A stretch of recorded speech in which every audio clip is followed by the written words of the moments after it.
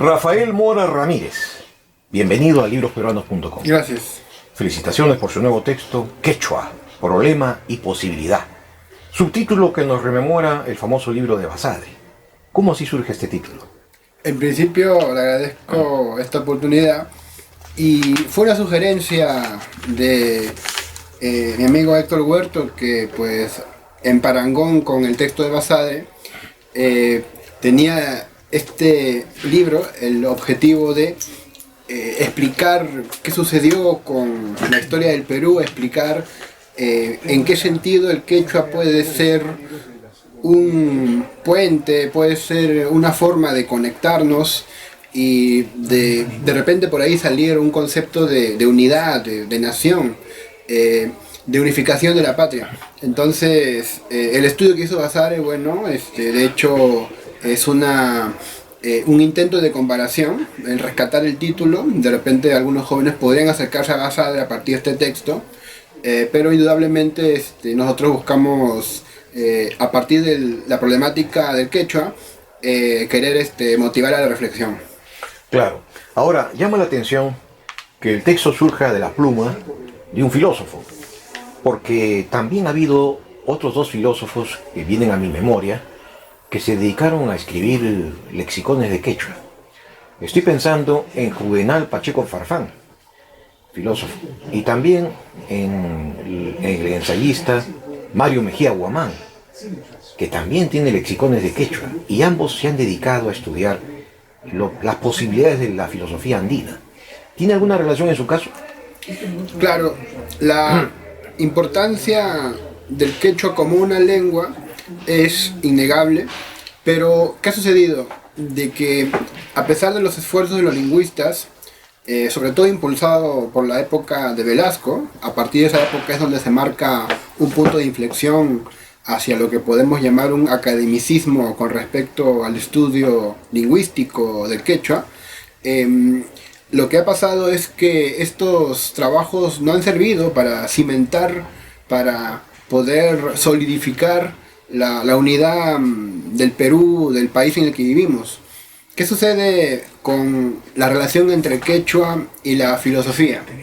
Que es importante, por ejemplo, quien quiera hacer un estudio de los incas o de las culturas ancestrales, por ejemplo, o como algún intelectual ha hecho, que es leer los textos de María Arguedas, ¿no?, que es una traducción sobre dioses y hombres de Guarochirí.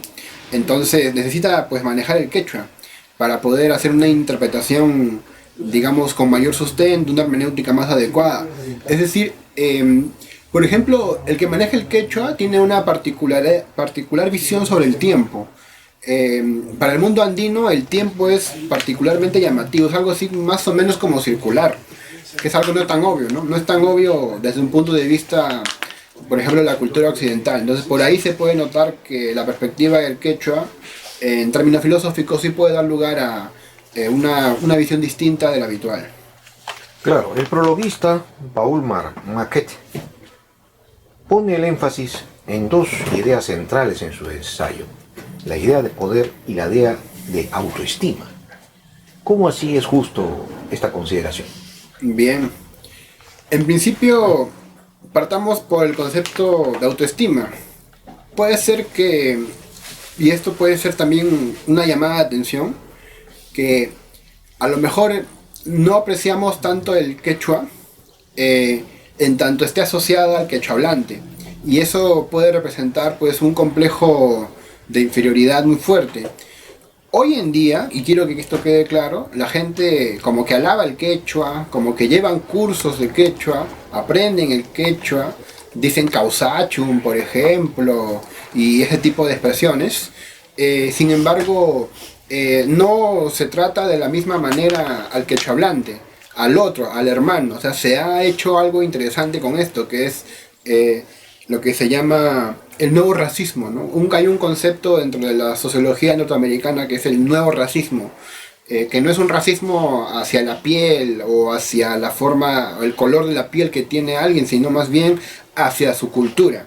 Es un desprecio por las maneras o por las formas de ser. Entonces, ¿qué se ha hecho? Se ha extraído el quechua de la forma de vida de los quechohablantes y por lo tanto se valora el quechua, pero no el quechua hablante. Entonces, esto obviamente trae a colación el concepto de autoestima. Yo pienso que hay una baja autoestima, tanto de los que desprecian como de los que son despreciados. Los que desprecian al que habla quechua, el ambulante, de repente el mendigo, el que canta en el microbús, canta en quechua para pedir un par de soles. Hay una bajísima autoestima tanto en ese como el que lo desprecia, como el que le dice a otra persona, por ejemplo, lo agrede, ¿no? Recordando que viene de la sierra, con palabras fuertes y cosas así. Hay una bajísima autoestima. Ahora, el poder. ¿Qué ha sucedido? De que, pues, no ha habido una equidad, no ha habido un equilibrio entre el poder que ha asumido el presidente, por ejemplo, del país, y el poder que tiene la gente. ¿A qué me refiero? A que no se ha posicionado jerárquicamente el quechua en instancias antropológicas, ¿no?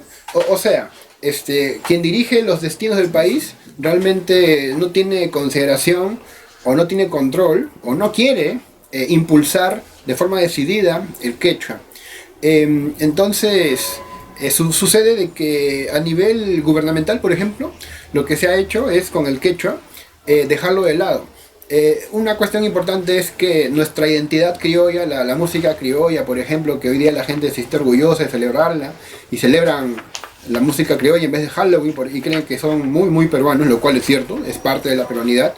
Hay que decirlo que esto de lo criollo nace en contraposición para rechazar lo indígena, lo andino, porque sucede de que hay una historia en la cual el quechua también estuvo vinculado a la rebelión. El quechua estuvo vinculado a Tupac Amaru, ¿no? Que en algún momento fue sancionado por la corona, pero que también hoy en día es sancionado por la modernidad. Culpan al quechua de ser algo atrasado, ¿no? ¿Para qué vas a aprender quechua, no? ¿Para qué? ¿Acaso hay textos en quechua? ¿Vas a conseguir un trabajo en quechua mejor? ¿Para qué? ¿De qué forma? Y realmente, bueno, como ya dice por ahí un escritor interesante, ¿no? Que se llama Nucho Ordine, en realidad siempre es muy útil, ¿no? Esto de la llamada utilidad de lo inútil. Es bastante útil aquello que es más inútil. De repente el quechua es inútil, pero justamente por eso hay que estudiarlo. Y también sería importante enfatizar en esto, ¿no? Poder y autoestima son los términos que han sido centrales, que tal y como lo remarca ahí el prologuista, ¿no? Ahora, en su opinión, hay varios quechuas en el Perú. El de Huaraz es diferente al de Ayacucho y este es diferente al del Cusco. Para usted, ¿cuántas vocales hay en el quechua? Esa es una discusión lingüística fuerte. Algunos, si no me equivoco, la Academia la Academia Mayor de Lengua Quechua, si no me equivoco, de Cusco, ha planteado una posición, ¿no? A diferencia del Ministerio, si no me equivoco, de Educación, que ha sostenido que debería haber una estandarización, y han tomado como estandarización al ayacuchano, al quechua ayacuchano. La cuestión es si es trivocálica o pentavocálica, ¿no? Algunos piensan que el quechua debería ser pentavocálico, esto es mejor que tenga 5 que tenga 3, porque que tenga 3 es menos, que tenga más vocales es mejor, pareciera que fuera así. Sin embargo, hay que decir algo, ¿no? En el quechua hay 3 grafías que corresponden a las vocales, al menos en la vertiente ayacuchana hay 3 grafías que corresponden a las vocales. Sin embargo, en la pronunciación sí se pueden ver las 5. En la pronunciación es diferente, ¿sí? Por ejemplo, el ñoja, ¿no? Ñoja se escribe con U, pero cuando está en presencia, en este caso, de otra consonante, se pronuncia como O. En realidad se escribe ñuja, ¿no? Pero se pronuncia ñoja. Y cosas así.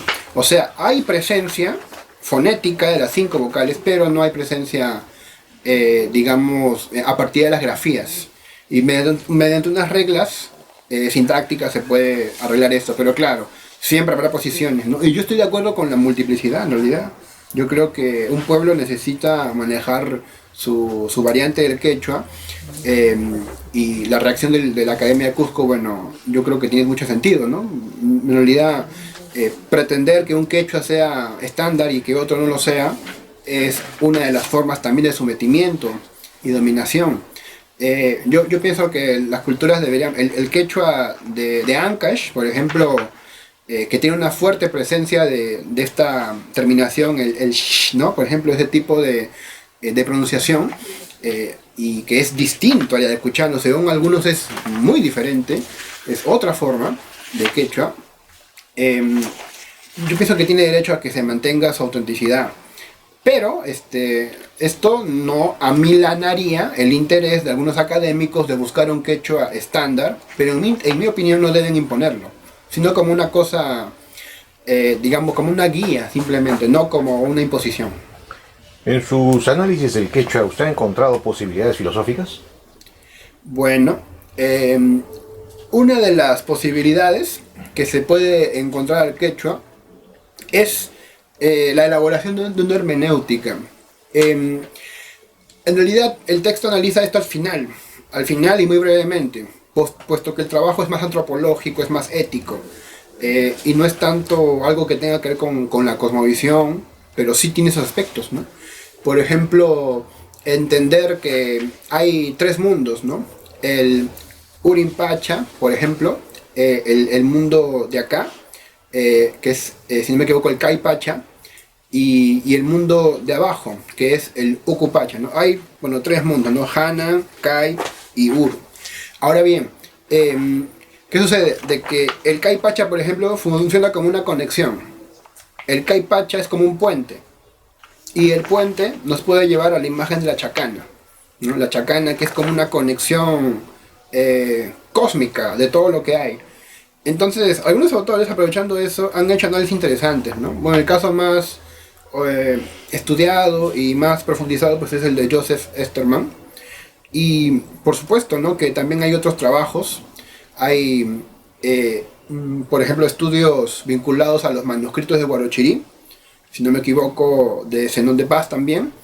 Y una vertiente más. Sin embargo, el trabajo, repito, si bien tiene posibilidades filosóficas, hacerlo con el quechua, posibilidades lógicas también, al respecto de los principios que supuestamente rigen la forma de pensar de los andinos.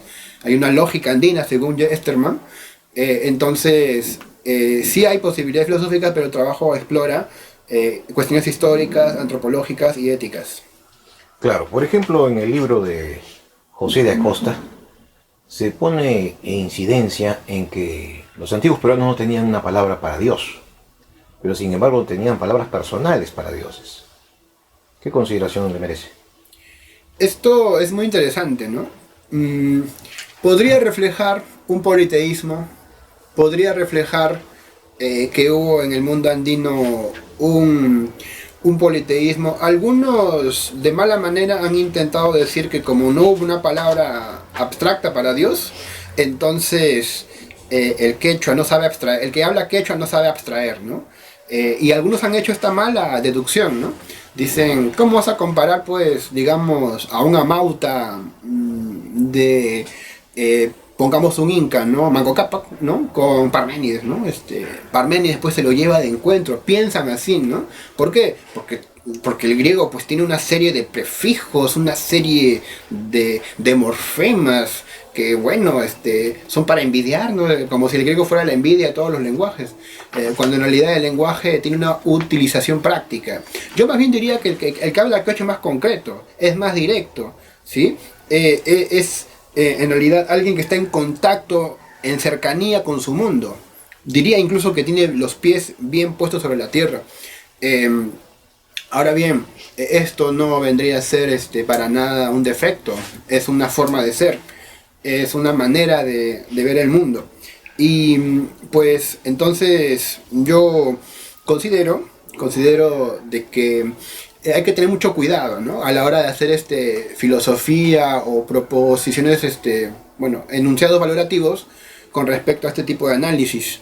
Ante todo hay que siempre pues buscar comunicación. Por eso es que en el trabajo también mencionamos el texto, los trabajos de Raúl Forné Betancourt, la interculturalidad, con la que más o menos yo tengo cercanía, me parece adecuado, el respeto entre las culturas, para poder hacer un control adecuado sobre los enunciados valorativos que algunos hacen a partir de hechos lingüísticos, ¿no? Quieren hacer a partir de hechos lingüísticos enunciados valorativos, ¿no? Y eso desde Hume sabemos que no se puede pasar del ser al deber ser, ¿no? Ni viceversa. Entonces hay que tener cuidado y sobre todo en ese tipo de estudios sociológicos, un marco teórico adecuado, que creo que el marco intercultural podría ser uno de ellos. ¿Y en qué medida contribuye el pensamiento del reconocimiento de Taylor?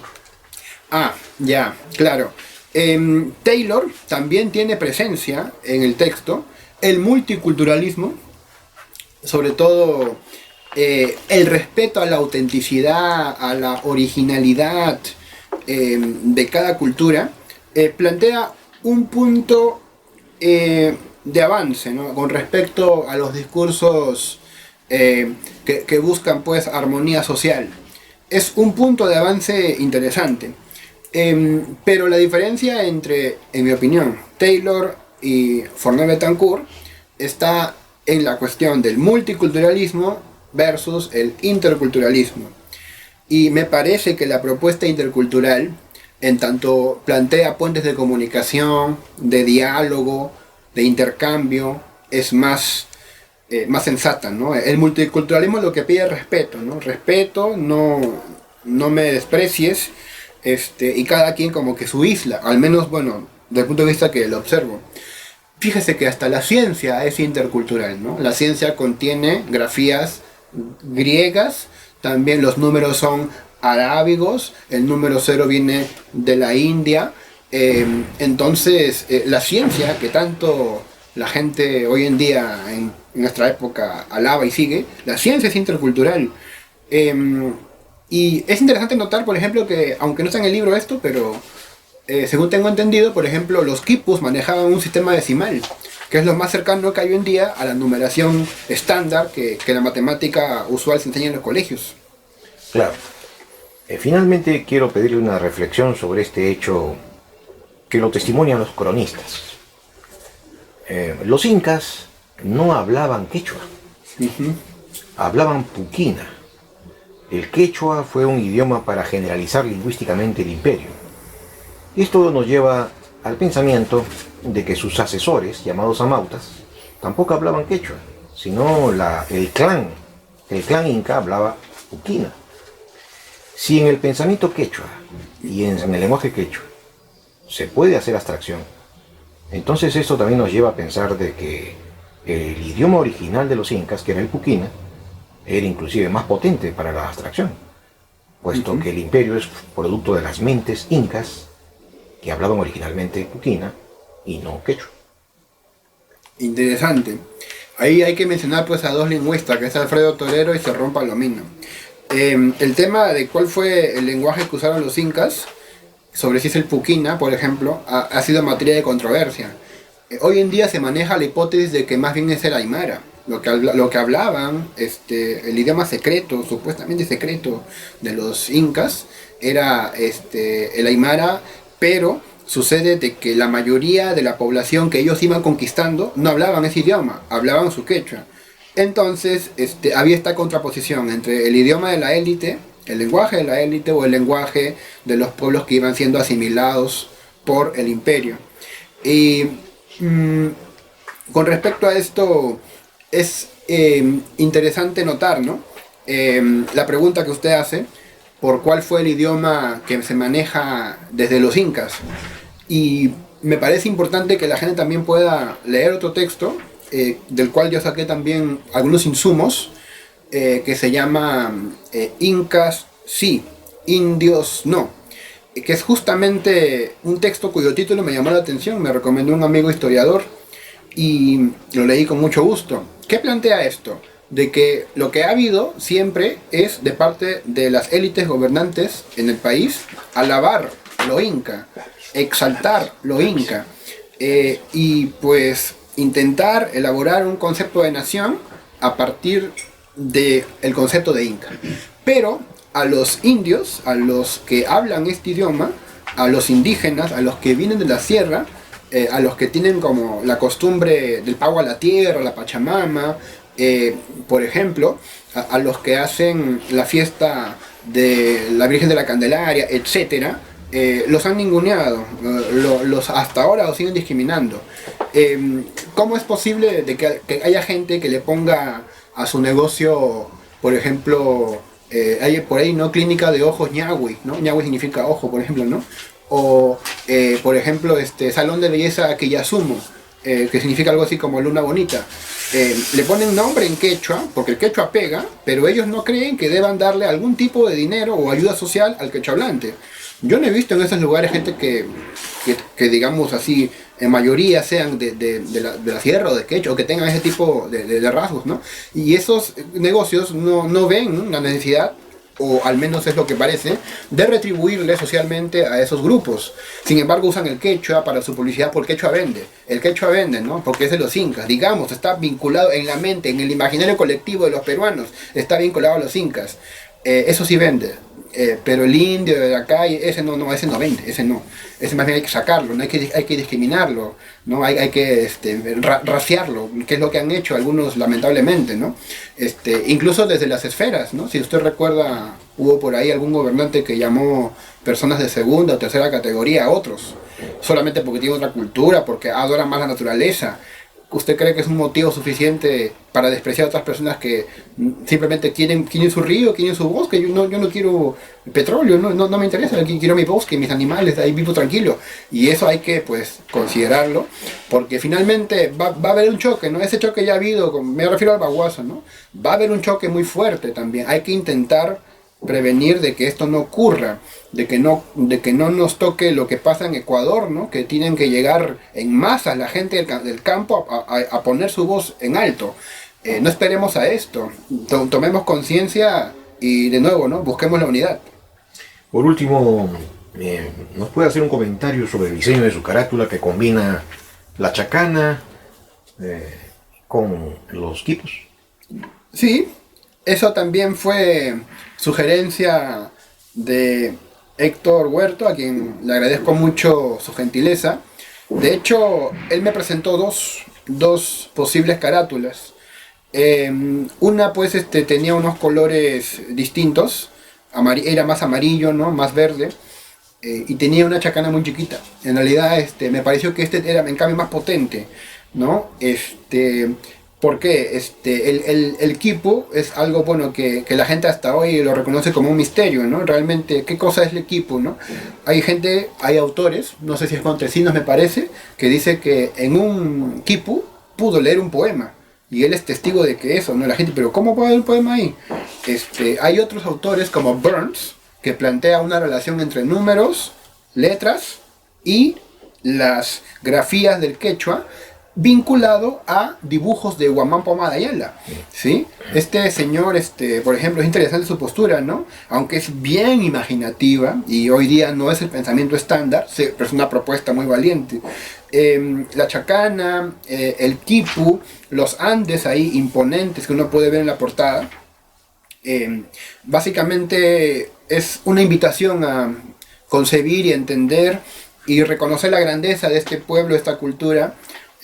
Y por supuesto invitar a la gente a que pueda aprender esta lengua, conocerse a sí mismas, entender al país en el que viven. Por favor, yo sé que quieren aprender inglés, francés, coreano, para poder estar a la moda y todo eso, pero lo que está a la moda no necesariamente es aquello que es bueno.